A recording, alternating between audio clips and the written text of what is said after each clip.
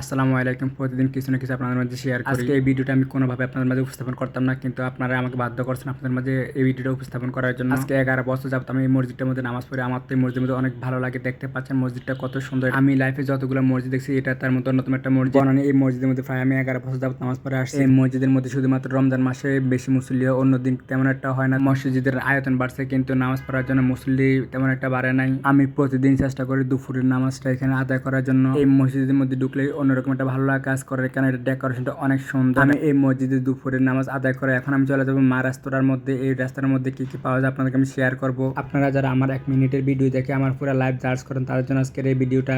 আপনারা প্রতিদিনই দেখেন যে আমি বিরিয়ানি খাই, খিচুড়ি খাই, কত কিছু খাই। যেদিন আমি বিরিয়ানি খাই সেদিনে কিন্তু শেয়ার করি, অন্যদিন কিন্তু কোনোদিন আমি শেয়ার করি না। তো আজকে আমি কি কি ভর্তা দিয়ে ভাত খাইছি সেটা শেয়ার করি। মানুষের লাইফে যেটা ভালো এটাই তো শেয়ার করে, কিন্তু আপনারা বুঝতেছেন না কোনোভাবে। আমি খিচুড়ি খাই, আমি বেগুনি খাই, আমি এই খাই, আমি সেই খাই, কিন্তু আমি আপনাদেরকে একটা কথা বলি ভাই, যখন শুটকি খাই সেটাকে আমি শেয়ার করি না। সপ্তাহে একদিন ভালা বুড়া ফাঁক করি, এটা আপনাদের মাঝে শেয়ার করে, কিন্তু সপ্তাহে 6 দিন যে উপবাস থাকি সেটা কিন্তু কোনোদিনও শেয়ার করি না। আমি আজকে এখান থেকে আলুর ভর্তা, বেগুন ভাজি, এরপর করলা ভাজি, ঢেঁড়স ভাজি এগুলো আমি অর্ডার করে দিলাম। দেখতে পাচ্ছি আমার ভাত চলে আসছে। এই রেস্টুরেন্টের সকল খাবার আমার কাছে অনেক ভালো লাগে, বিশেষ করে করলা ভাজি দিয়ে যেটা চিংড়ি মাছ দিয়ে রান্না করে আমার কাছে খুবই ভালো লাগে। এখন আমি আপনাদেরকে দেখাই দিলাম যে আমি কি দিয়ে প্রতিদিন ভাত খাই। হয়তো মাঝে মধ্যে ভালো বুড়া খাই, এটা আপনার মধ্যে শেয়ার করি, কিন্তু এটা আপনাদের সহ্য হয় না। বর্তমান যুগের মানুষ মানুষের ভালো দেখতে পারে না, কে খাই এলো কে পরে এলো এই নিয়ে মানুষের টেনশন। আমি যে আজকে করলা ভাজি দিয়ে ভাত খাইলাম, এখন কি আপনারা আমার জন্য মুরগি পার্সেল করে পাঠিয়ে দিবেন, গরুর মাংস পার্সেল করে পাঠিয়ে দিবেন? তাহলে আপনারা কেন এত কথা বলেন? আমার তো মাথায় ধরে না কেন আপনাদের এত টেনশন আমার ফেজ নিয়ে। কেন আপনাদেরকে আমার দেখতে হবে?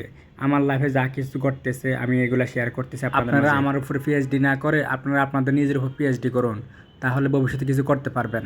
শুধু শুধু আমার পিছনে ফুরে থেকে লাভ নাই। আমি তো এখানে কোনো কিছু করতেছি না, জাস্ট আমি লাইফে যা কিছু করতেছি তা আপনাদের মধ্যে শেয়ার করতেছি। আমি তো এখানে খারাপ কোনো কিছু করতেছি না। আমি তো কাউকে আমার ভিডিওর মধ্যে আনিও না। সপ্তাহে একদিন মুরগির মাংস দিয়ে ভাত খাই, এটা আপনাদের গায়ে লাগে। সপ্তাহে 6 দিন যে আবার করলা ভাজি দিয়ে ভাত খাই, ওইটা গায়ে লাগে না? আমি কোনো কিছু তো বুঝতেছি না, মানে আপনাদের সমস্যাটা কোন জায়গায়? মানে আজকে আমাকে বলতেছে কি যে কে আমার ভিডিও দেখে, আমার ভিডিও কে দেখে এটা বড় কথা না। আপনার যদি ভালো না লাগে আপনি আমার ফেস থেকে চলে যান, আনফলো করে। আমাকে আপনারা বড় বড় ব্লগারদের সাথে মিলে লাভ নেই, কারণ ওরা সারাদিন এগুলাই করে। ওরা সপ্তাহে 6 দিনই ট্যুর করে, আমি তো সপ্তাহে 6 দিন ট্যুর করি না। আমি মানে বছরে তো একদিন ট্যুর করতে সময় পাই না আমি। আর আপনারা বলতেছেন আমি তেনা কী ভিডিও আপলোড করি। তো যদি ভিডিও ভালো না লাগে আপনারা দেখেন না, আমি তো বলি না যে দেখার জন্য। আমার ডেইলি লাইফে যেটা করতেছি আমি এটা দিয়ে শেয়ার করতেছি, রান্না করলেও শেয়ার করতেছি, ট্যুরে গেলেও শেয়ার করতেছি, জামা কাপড় কিনে শেয়ার করতেছি, কি যা কিছু করি না সকল কিছু শেয়ার করি।